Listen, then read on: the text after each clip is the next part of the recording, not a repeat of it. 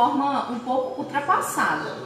Então, tem muitas discrepâncias, né, entre aí as pessoas. Então, há uma grande diferença, por exemplo, entre a pessoa que é militar, que é família de militar, do cidadão comum. Então, só uma curiosidade aqui para vocês, né? Hoje, você sabia que as filhas dos militares, elas hoje, que são cerca de 110 mil brasileiras, desfrutam de uma pensão vitalícia herdada do pai, né? Ou seja, mesmo às vezes a pessoa tendo um emprego, né? Mesmo às vezes tendo um marido, essas mulheres que são solteiras, elas recebem em média um pagamento mensal de cerca de 6 mil reais em um país onde 2/3 dos seus compatriotas se aposentam com 6 vezes menos. Então, assim, só pelo fato da pessoa ser filha, né, de um militar, às vezes faleceu, e às vezes é solteira, ela recebe uma pensão vitalícia de 6 mil reais, enquanto você, cidadão comum, você luta aí pagando o INSS por anos e anos para receber aí uma pensão de 998 reais, né, que é aí o salário mínimo. Então, apesar de privilegiadas, a gente sabe que elas não são as mais privilegiadas, não,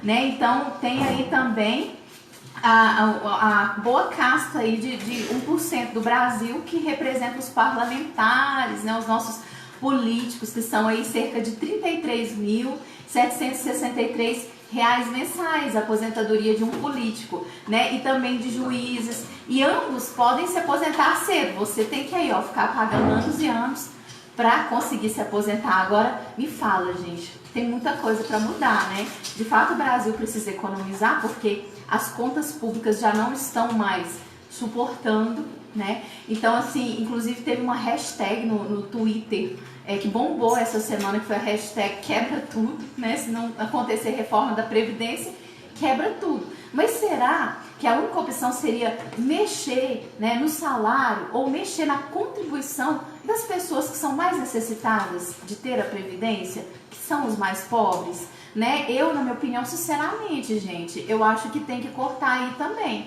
né? Esses benefícios aí de 6 mil reais para filhos de militares, isso é exagerado.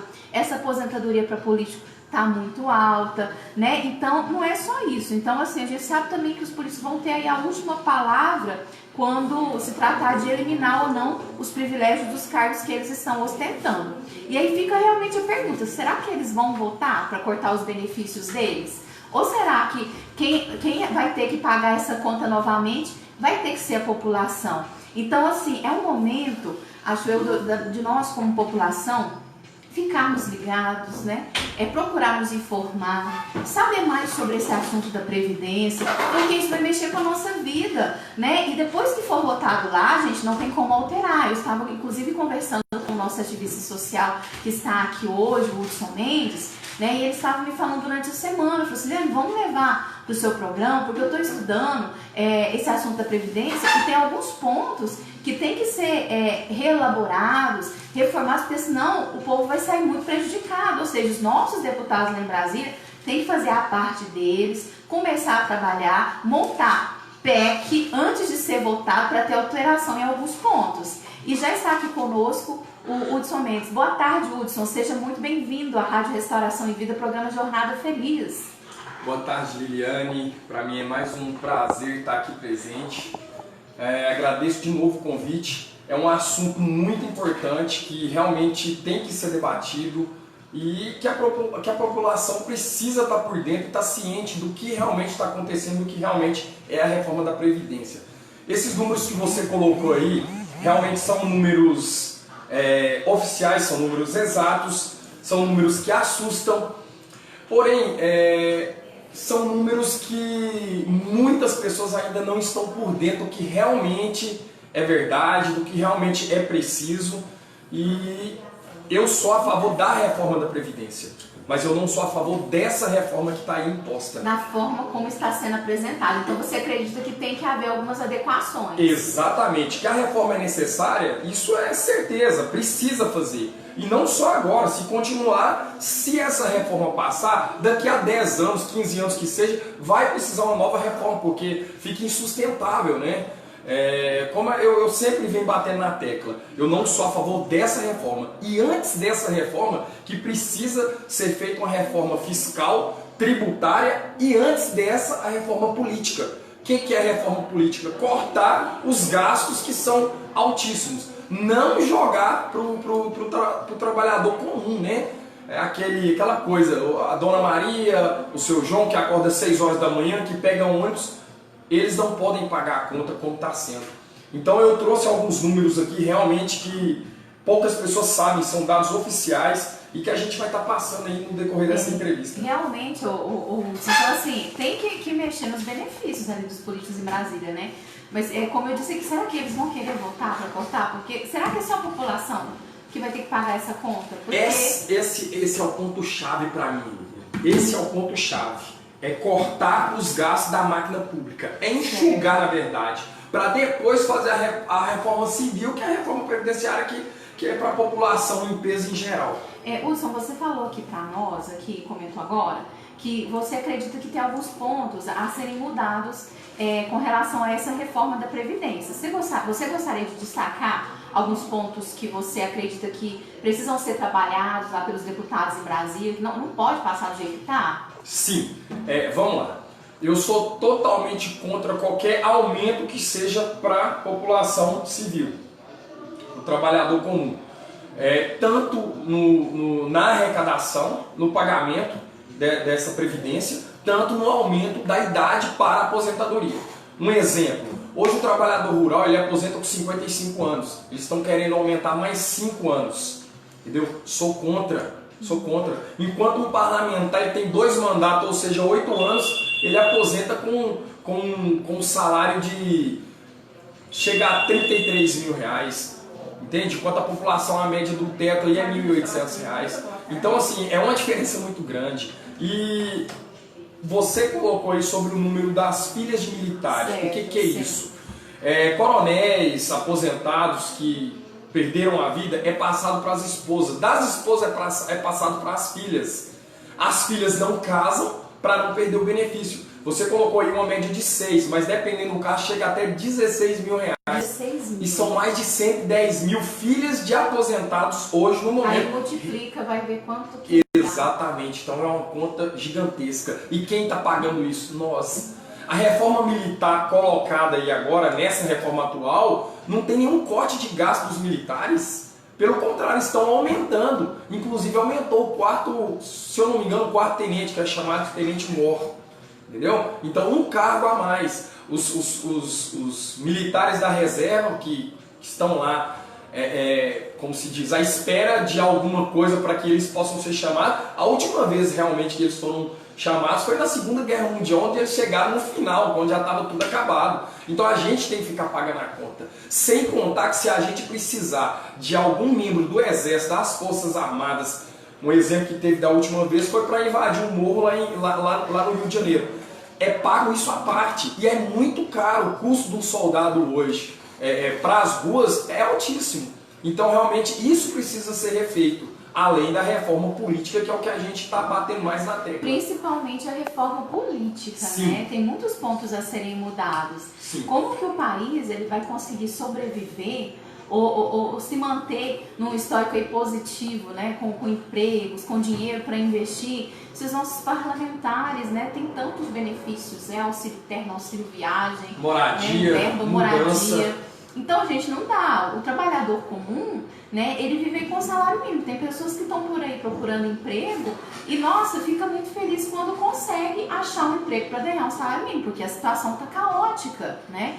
Hudson, eu gostaria que você comentasse conosco aqui, essa reforma da Previdência, ela foi feita baseada em algum modelo? Sim, foi cópia de algum modelo? Sim, esse modelo da nossa reforma, lógico, só ressaltando que não é o mesmo, mas é bem parecido, com a reforma, não a reforma, mas a Previdência Social alemã, que na verdade é um modelo mundial, porém os números são totalmente diferentes, a quantidade de civis, de parlamentares, de funcionários públicos são totalmente diferentes.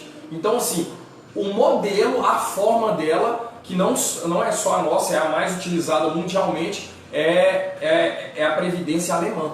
Então assim, o exemplo é da Previdência alemã. Só para mim ressaltar alguns dados aqui, Liliane, que eu trouxe. Certo. Hoje no Brasil existem 56.810 vereadores, que dá mais ou menos um custo mensal de 568 milhões ao mês.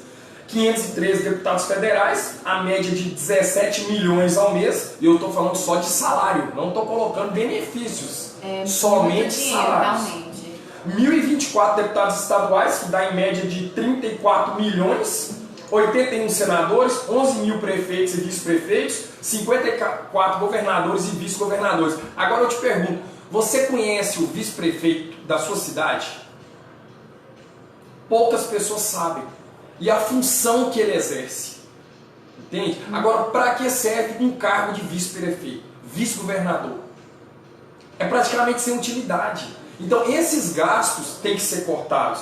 Os benefícios, as regalias têm que ser cortadas. E você não colocou aí também o número de assessores, né? Também. Sem contar os assessores, os benefícios, os direitos a carros, a telefonia, a moradia, a tudo isso aí que tem custo, que chega uma conta com dígitos altíssimos.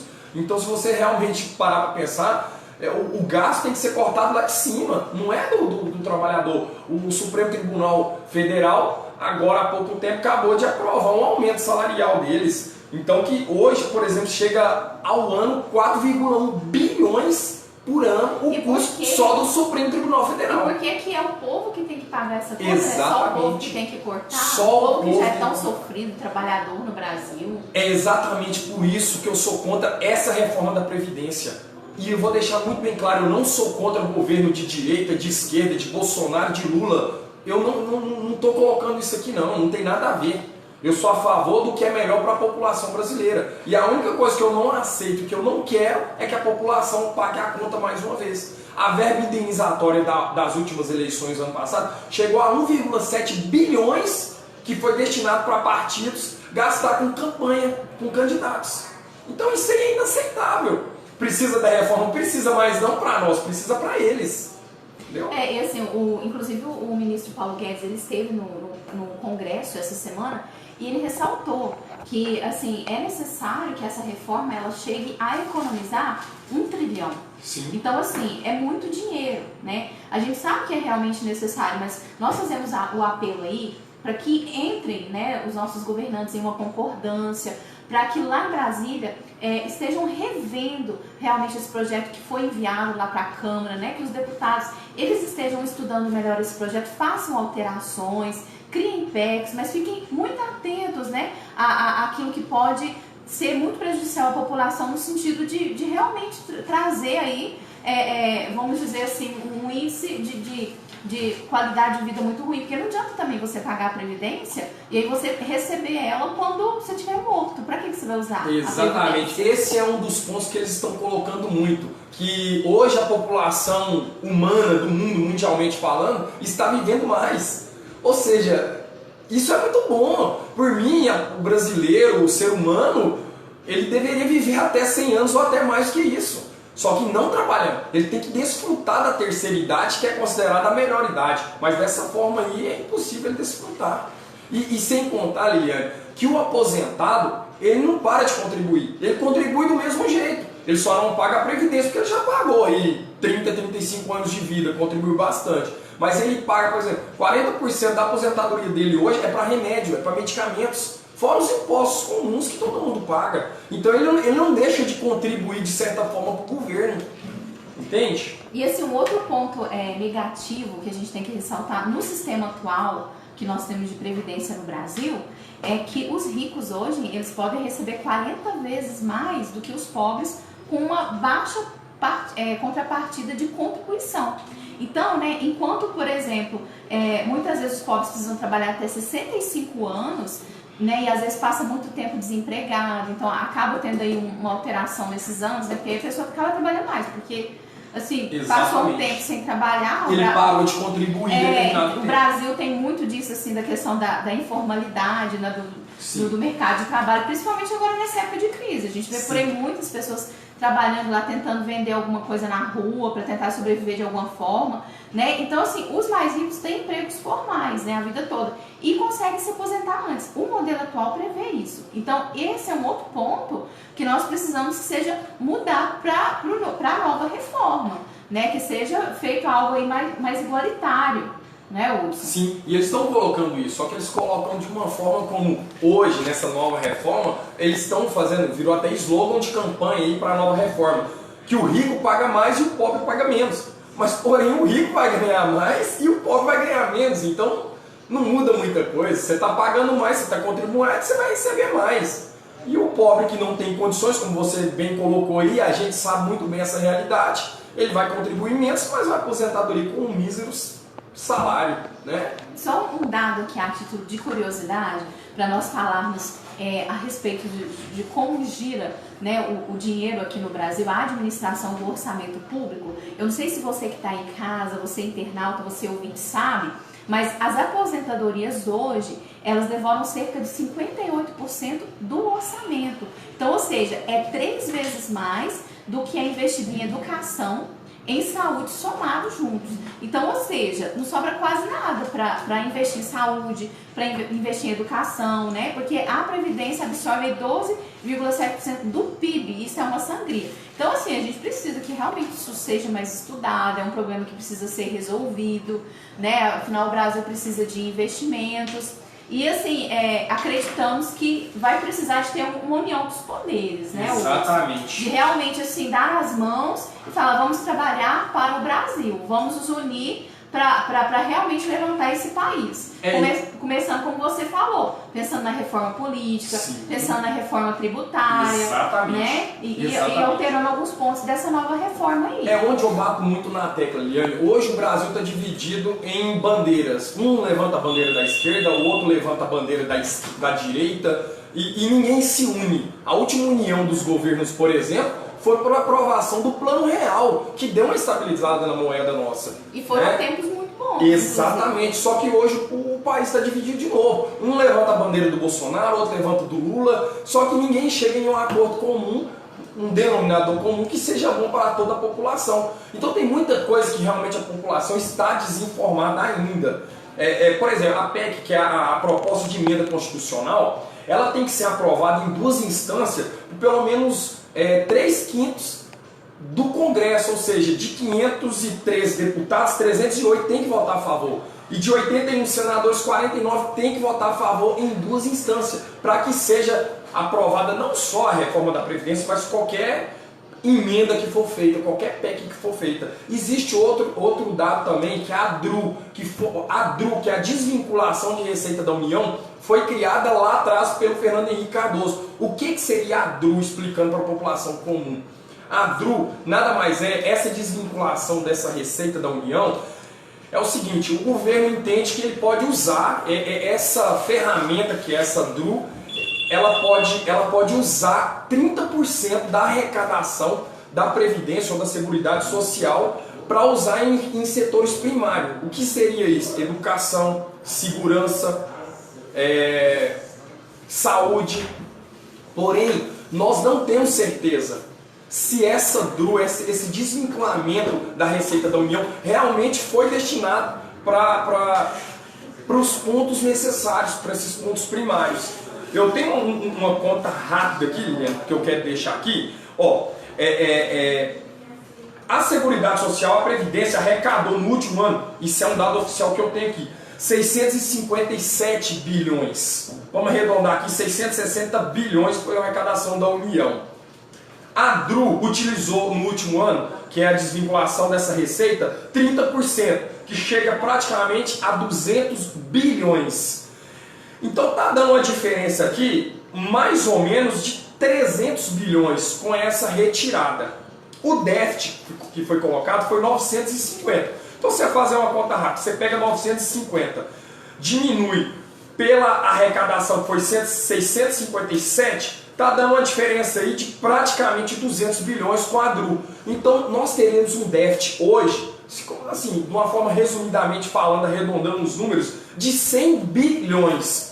Só o Bradesco, o Itaú e a Vale, eles devem mais de 450 bilhões para a Previdência Social. Então resolveria o problema. Por que a população comum, a população brasileira mais sofrida, ela tem que pagar a conta? Por que vai ter que alterar os números da idade? Por que vai ter que alterar os números da arrecadação? Alterar, na verdade, é aumentar, né? Então realmente é isso. E eu vou deixar mais uma vez claro, eu não sou contra o governo do Bolsonaro, governo de direita, de esquerda. A gente não está discutindo isso. A gente está discutindo o que realmente é mais viável para a população. Precisa da reforma? Sim, precisa. Mas tem que ter alterações. Exatamente, né? que seja beneficiário para o povo. Que os nossos deputados olhem por nós lá, viu, gente? Exatamente. E assim, precisa mais do que tudo de ter união, né? Assim, acho que não é mais um momento de eleição de ficar naquela onda, eu sou direita, eu sou esquerda. Não, vamos torcer para o Brasil melhorar, vamos ter bom senso, né? E governar o Brasil como um todo. Porque reino dividido não subsiste. Exatamente. Né? Isso é um conto antigo, ó, muito antigo.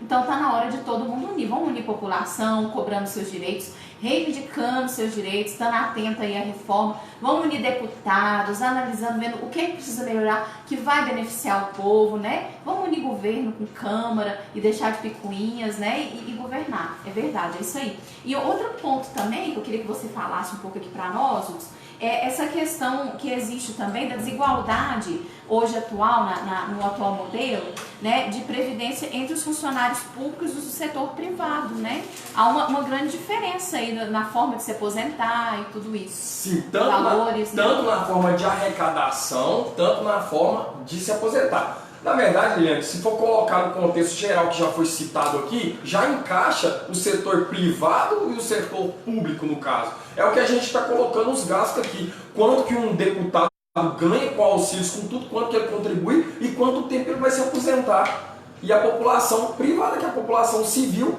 com quanto tempo ela vai se aposentar, quanto tempo ela vai contribuir e quanto seria isso. Então, realmente é uma diferença gigantesca.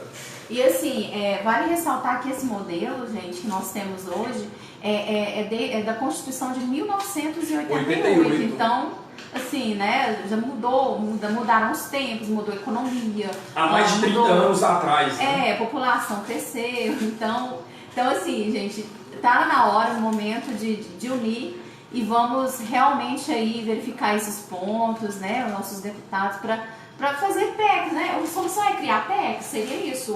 São as emendas, né? As emendas. Porque na verdade a PEC, que é essa proposta de emenda constitucional, que é, falando da Constituição, que é de 1988, realmente já é uma Constituição defasada, na minha opinião.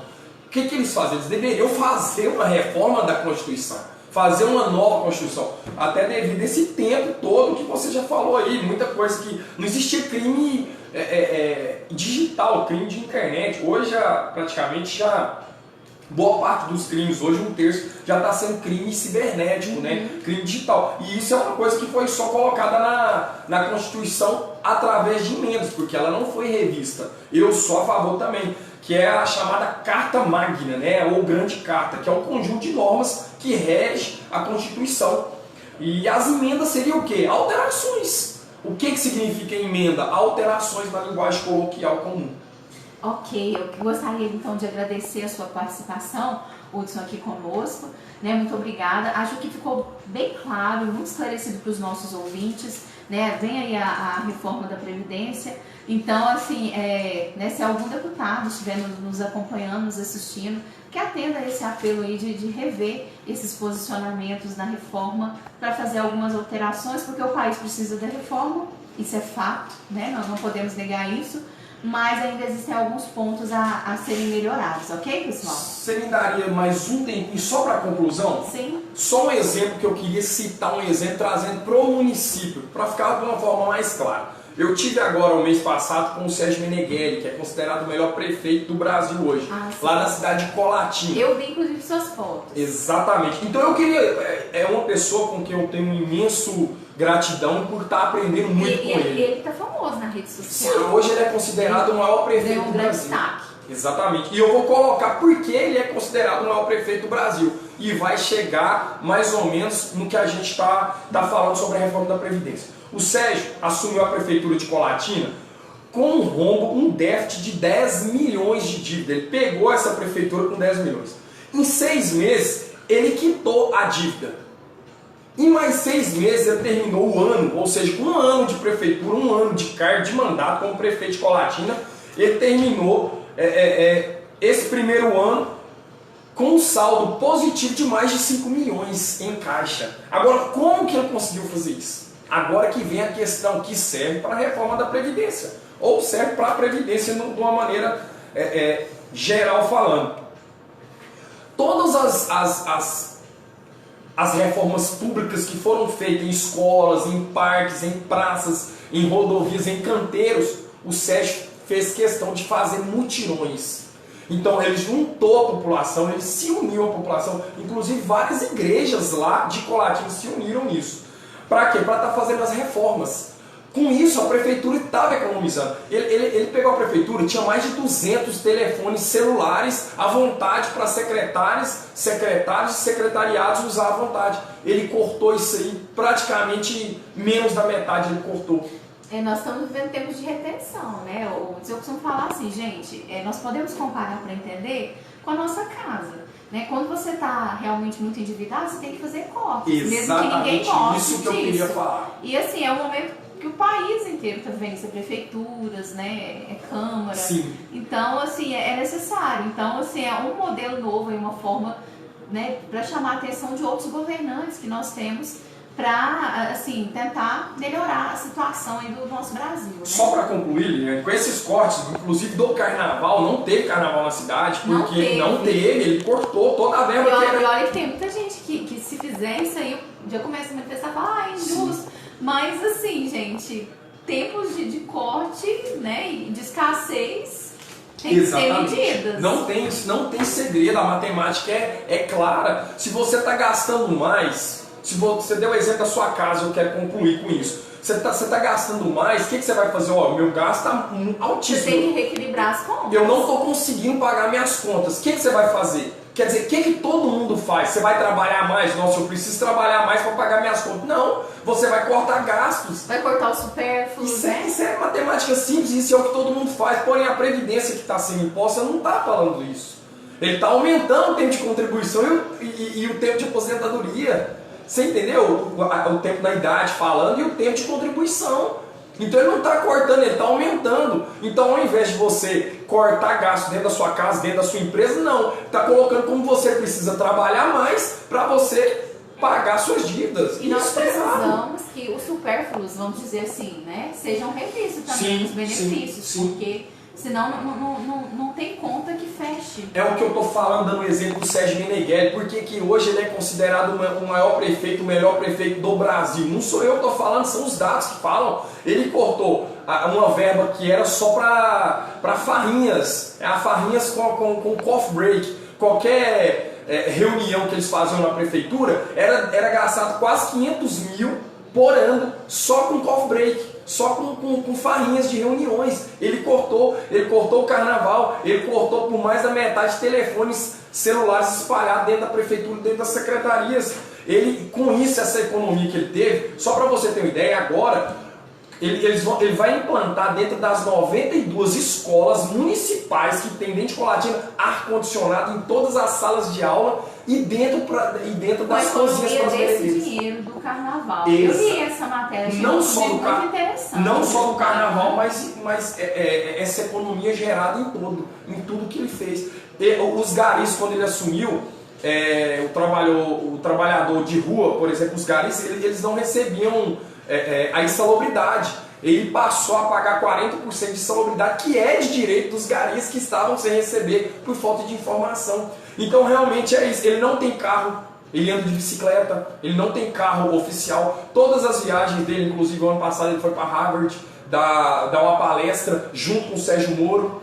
E foi tudo por recursos próprios, não foi com dinheiro público. Então realmente isso faz a diferença. Aí o cara está colocando ar-condicionado em todas as escolas de Colatina, municipais, 92 escolas. E não só para os alunos, mas dentro da secretaria e dentro das cantinas também. Então é um sonho isso, né? Quem quer estudar com ar-condicionado?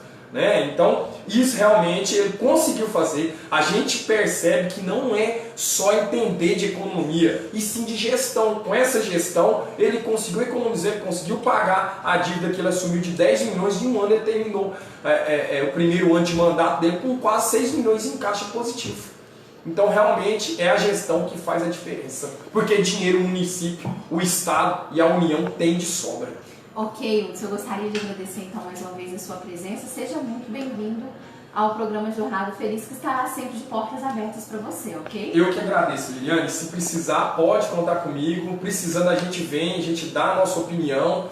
E espero que todo mundo tenha gostado de hoje também dessa entrevista. Muito bem proveitosa. É isso aí, gente. Finalizando, então, né, a nossa hora da notícia aqui com o ativista social Edson Mendes, mas não acabou, daqui a pouco tem mais. Né? Nós vamos para um rápido intervalo, né, com a Aline Barros, que chega com a música Cubra-me. Mas depois nós vamos ter a hora do bate-papo, e na hora do bate-papo hoje nós vamos tratar de um tema muito atual e também muito importante, né, que é os perigos da internet, tanto para crianças quanto para adolescentes. Será que existe uma forma certa dos pais educarem? Né? Até que ponto a internet ela influencia os filhos, influencia na mente, influencia no comportamento? Nós já estamos aqui nos nossos estúdios com a psicóloga, doutora Edna Pereira, que ela é também pastora e ela vai falar sobre esse assunto. A pedagoga Ellen Fernandes Ribeiro, que é pastora também, e ela estará falando sobre esse assunto. Ela já atua 10 anos na pedagogia, né? Então nós tivemos fatos recentes, inclusive aqui no Uberlândia, lá em Araguari, né, de situações em que alunos ameaçaram fazer aquele atentado como foi em Suzano, e a polícia tomou providências. Então, daqui a pouco tem a hora do bate-papo, eu aguardo você.